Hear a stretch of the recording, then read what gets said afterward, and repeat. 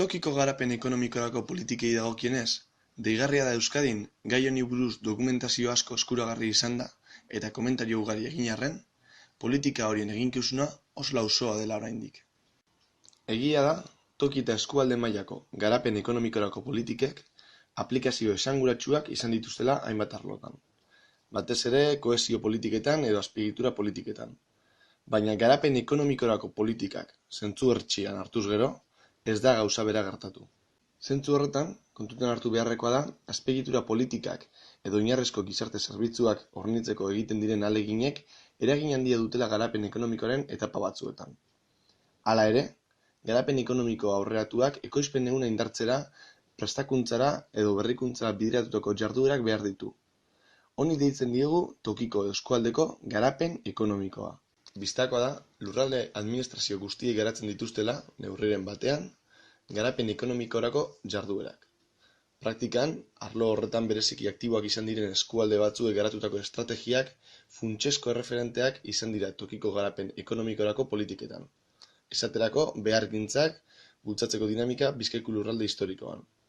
Bideo honetan, batez ere tokiko eta eskualdeko dinamika horien esanahia aztertzea interesatzen zaigu. Euskal politika ekonomikoaren osotasunari lotuta.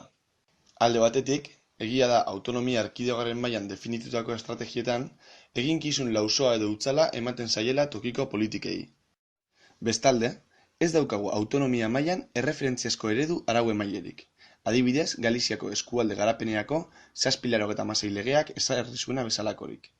Lege horrek funtzio espezifikoak eman zizkien Galiziako eskualdei garapen ekonomikoaren alorrean.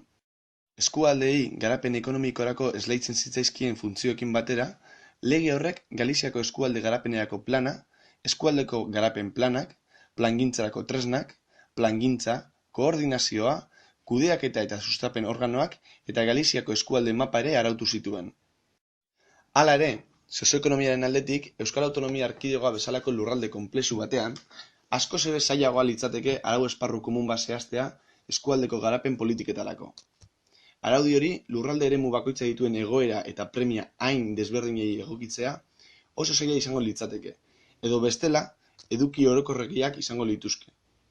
Desberdintasun nabarmenak dituzten tokietan, logiko da toki eta eskualde garapenerako politikak ere nabarmen desberdinak izatea. Tokiko eta eskualdeko garapenerako politika oso lotuta dago lurralde horren ezaugarri espezifikoekin. Horregatik, tokiko garapen politikak bottom-up prozesuetan oinarritu behar dira. Herri edo eskualde bakoitzak dituen premiak eta aukerak aztertu eta horietan oinarrituta definitu behar du lurralde horretan zer puntutaraino den onuragarria garapen ekonomikorako politika espezifiko horren aplikatzea. Politika horiek beharrezkoak direla ikusten bada, zein eremutan, zein estrategiarekin eta zein tresnarekin aplikatu behar diren jakiteko. Praktikan, tokiko garapen ekonomikoa bultzatzeko egiturak herri edo eskualde batetik bestera guztiz desberdinak izatea oso lotuta dago leku bakoitzeko arduradun politikoen borondatearekin eta politika egokiarekin. Baina baita lurraldeko gizarte eta enpresa egiturekin. Politika horien dinamizazioa oso lotuta dago, jakina, herriko edo eskualdeko enpresek zentzu horretan garatzen duten mobilizazioarekin. Sarritan, lurraldeko garapen ekonomikorako politika publikoetan egiten diren aurrera pausoak, eragile publikoen eta pribatuen arteko hartu-emanaren emaitza izaten dira. Oro har, sarritan aipatu dugun bezala, eskualdeko garapen egiturak lurraldeko enpresen arteko sektore bateratzean oinarrituta egoten dira. Haien artean ezagutza eta baliabideak trukatzeko tresnak sortzea bultzatzen baitute. Gehien bat, tokiko eta eskualdeko kluster kontzeptuaren bidez. Sektoreko bateratzea horietatik abiatuta, tokiko politikek enpresen arteko harreman hutsa edo informazio trukea bideratu dezakete, edota prestakuntza eta teknologia egiturak bultzatu. Enpresa ehunean dauden sinergia espezifikoek gomendatzen dutenaren arabera. Lehendik existitzen diren sektoreko sinergia horiek baliatzea eta bultzatzea izaten da sarritan, lurralde garapenerako tokiko politiken dinamizatzaile nagusia.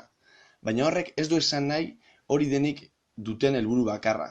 Sektore arteko zerbitzuak ematea, azpiegitura berriak bultzatzea eta dibertsifikazio estrategiak ezartzea bultzatu beharreko dinamikak izan daitezke. Epe laburrean, ertainean edo luzean. Udalen, mankomunitateen edo lurralde garapenerako agentzien aldetik. Nolanahi ere, autonomia erkidegoak edo lurralde historikoek garatu beharreko eskualde politiketan zuhur jokatu behar da. herrien eta eskualdeen ezaugarri bereziak beti errespetatuz. Horrek ez du esan nahi, ordea, informazio eta ideia truke handia ezin denik egon edo azterketa estrategikoa nahiz plangintza bultzatu behar ez denik.